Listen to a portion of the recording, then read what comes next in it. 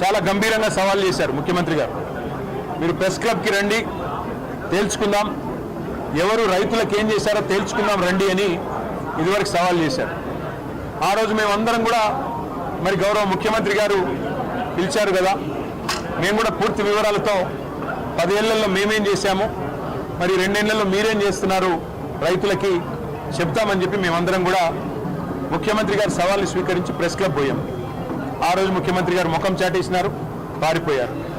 ఇవాళ మరి వారి ఏమైందో మళ్ళీ తెలియదు, కానీ అప్పుల విషయంలో ఈ రాష్ట్ర ప్రభుత్వం మరి ఎన్ని అప్పులు వారికి బీఆర్ఎస్ ప్రభుత్వం నుండి వచ్చినాయి, వారు ఎంత చేసినారు, ఇవన్నీ చర్చిద్దాం, దమ్ముంటే రండి అంటూ మళ్ళీ ఒక్కసారి పేరు తీసుకొని ముఖ్యమంత్రి గారు నిన్నగాక మొన్న సవాల్ చేశారు.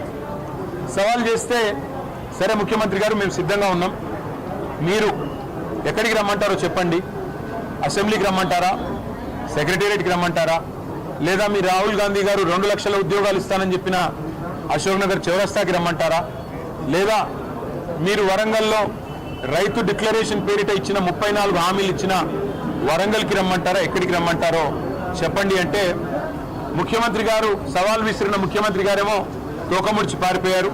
ఆయన వైపు నుంచి స్పందన లేదు. మధ్యలో సందట్లో సడేమియా అని మరి మా జూపల్లి కృష్ణారావు గారు మంత్రి గారు ఆయన దూరాడు. ఆయన దూరి నేను వస్తున్నా, రేపు పొద్దున 11 గంటలకి తెలంగాణ భవన్కే వస్తున్నా, మీ ఇంటికే వస్తున్నా, మీ ఆఫీస్కే వస్తున్నా అని చాలా పెద్ద పెద్ద ప్రకటనలు ఈయన చేసినట్టుగా పత్రికల్లో చూశా. మేమందరం కూడా ఉదయం 10 గంటలకే వచ్చి కూర్చున్నాం. జూపల్లి గారు వస్తే శాలువా కప్పి స్వాగతం పలికి ఆ తర్వాత పత్రికల సమక్షంలో మాట్లాడదాం జూపల్లి గారితో, అన్ని విషయాలు రాష్ట్ర ప్రజలు కూడా చూస్తారు. గౌరవ మంత్రి గారు మరి ముఖ్యమంత్రి గారు పంపితేనే వస్తున్నాడని మేము అనుకున్నాం. మరి ఆయన రాలేదు, ముఖం చాటేసినాడు. ఇప్పుడు ఎక్కడో కూర్చొని మళ్ళీ సేమ్ డైలాగులు, మళ్ళీ చేతగానోడికి మాటలు ఎక్కువ అని, సవాలు స్వీకరించే సత్తా లేదు, ఇచ్చిన మాట నిలబెట్టుకునే తెలివి లేదు, మళ్ళీ ఎక్కడో కూర్చుని పనికిమాలిన డైలాగులు కొడతా ఉన్నారు.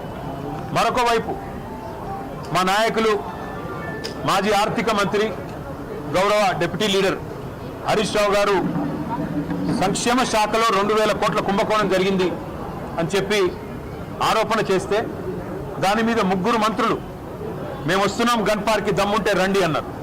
హరీష్ రావు గారు బయలుదేరితే మరి వాళ్ళే పోలీసు వాళ్ళకి ఫోన్ చేసి మరి భయపడ్డారేమో. ఎక్కడ హరీష్ రావు గారు, మా నాయకులు మా శ్రీనివాస్ గౌడ్ గారు, మా ఆర్ఎస్ ప్రవీణ్ కుమార్ గారు ఎక్కడ మళ్ళీ వచ్చి వాస్తవాలు చెప్తే ప్రజల ముందు పరువు పోతుందని ఇక్కడ మా తెలంగాణ భవన్లో బయలుదేరిన మరుక్షణంలోనే పోలీసుల చేత అరెస్టు చేయించి ఇప్పుడు కంచన్బాగ్ పోలీస్ స్టేషన్కి తీసుకొని పోతా ఉన్నారంట. నేను రాష్ట్ర మంత్రులను అడుగుతా ఉన్నా.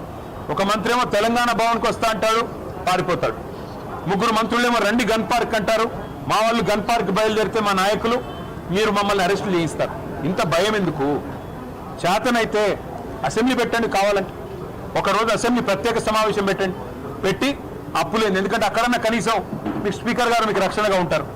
మాకు ఎట్లాగో మైక్ ఇవ్వకుండా మీకే మైక్ ఇచ్చి 1కి 10 సార్లు ఎట్లాగో మీకు బయట మాతో బహిరంగ వేదికల మీద కానీ బహిరంగంగా మీడియా ముందు కానీ చర్చించే దమ్ము ఈ ప్రభుత్వానికి లేదు, ముఖ్యమంత్రికి లేదు, మంత్రులకు లేదు.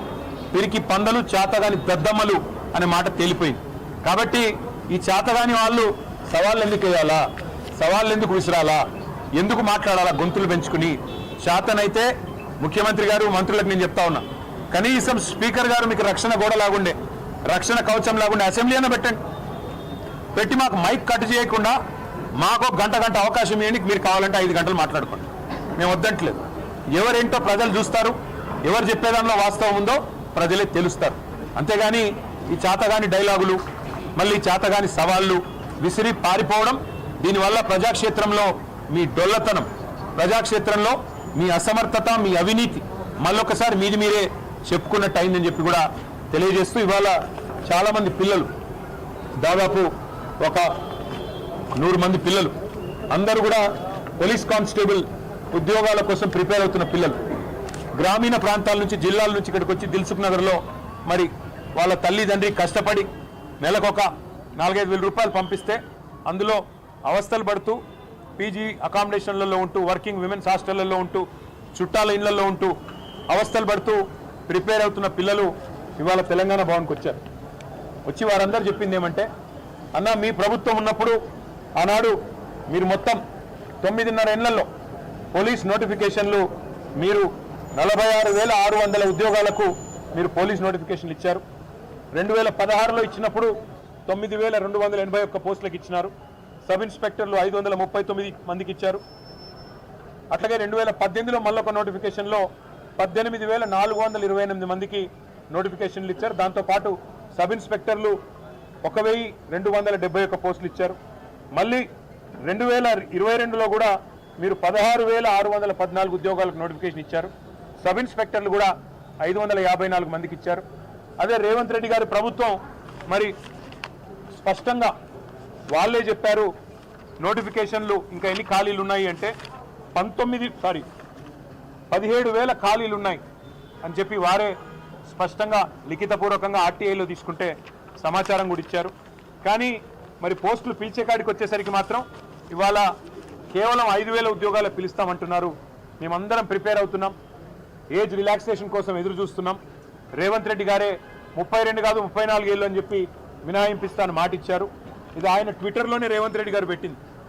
56,000 ఉద్యోగాలు ఇస్తానని చెప్పి 56,000 కొలువులు భర్తీకి రెడీగా ఉన్నది ప్రభుత్వం అని రేవంత్ రెడ్డి గారు అందులో 12,000 పోలీసు ఉద్యోగాలని ఆయనే చెప్పి ఆయన ట్విట్టర్ అకౌంట్లో పోస్ట్ చేసింది కూడా తీసుకొచ్చారు. తీసుకొని రావడంతో పాటు మీరు ఇందులో చెప్పిన మాట మేము గతంలో కూడా భర్తీ చేశాం, భవిష్యత్తులో కూడా భర్తీ చేస్తామని కేసీఆర్ గారు ఆయన గవర్నమెంట్లో ఇచ్చిన నోటిఫికేషన్లు కూడా తన ఖాతాలో వేసుకొని ముఖ్యమంత్రి గారు మభ్యపెట్టే ప్రయత్నం చేస్తూ ఉన్నారు. ప్రియాంక గాంధీ గారు స్వయంగా వచ్చి జాబ్ క్యాలెండర్ అని చెప్పి యూత్ అదేంటి డిక్లరేషన్ అని చెప్పి మా అందరికీ కూడా మాటిచ్చారు. ఉద్యోగాలు వచ్చేంత వరకు నెలకు 4,000 నిరుద్యోగ భృతి ఇస్తామన్నారు. ఏది జరగలేదన్నా కనీసం మాకు ఉద్యోగాలన్నా రావాలి అంటే 20,000 ఉద్యోగాలకు నోటిఫికేషన్లు ఇచ్చే విధంగా మీరు ప్రభుత్వాన్ని డిమాండ్ చేయండి అంటూ పిల్లలందరూ కూడా వచ్చి మరి వారు కలిశారు. వారందరు చుట్టూ తిరిగారు. ఎమ్మెల్యేలు, డిప్యూటీ సీఎం, ఇగో డీజీపీని కూడా కలిశారు. కలిసి అడిగారు, అయ్యా మీరు చెప్పిన మాటే మేము అడుగుతున్నది ఏది గొంతమ్మ కోరికలు కావు, మీరు చెప్తున్న మాట మీడియాలో స్పష్టంగా ప్రభుత్వమే ఇచ్చిన వివరాలు ఏవైతున్నాయో వాటి ఆధారంగానే మేము అడుగుతా ఉన్నాం. మీరిచ్చిన యూత్ డిక్లరేషన్ ఆధారంగానే అడుగుతున్నాం. 2 లక్షల ఉద్యోగాలు మొదటి సంవత్సరంలో చేస్తా అన్నారు. సరే 2.5 సంవత్సరాలు అయిపోయింది, ఇప్పటి వరకు 12,000 ఉద్యోగాలు కూడా మీరు భర్తీ చేయలేదు. చేయకపోగా నిరుద్యోగ భృతి అన్న మాటను ఎక్కడో గంగలో ఎక్కడో ముంచేసినారు. 4,000 రూపాయలు ఒక్కొక్క నిరుద్యోగికి అన్నారు, ఒక్కరికి ఇవ్వలేదు. కనీసం మేము 4 ఏళ్లుగా శిక్షణ పొందుతున్నాం, మా తల్లి తండ్రి అవస్థలు పడి మమ్మల్ని హైదరాబాద్లో ఇక్కడ ఉంచి నెల నెల డబ్బులు పంపి మా కొడుకు లేదా మా కూతురు గవర్నమెంటు ఉద్యోగం వస్తే ఒక సామాజిక భద్రత,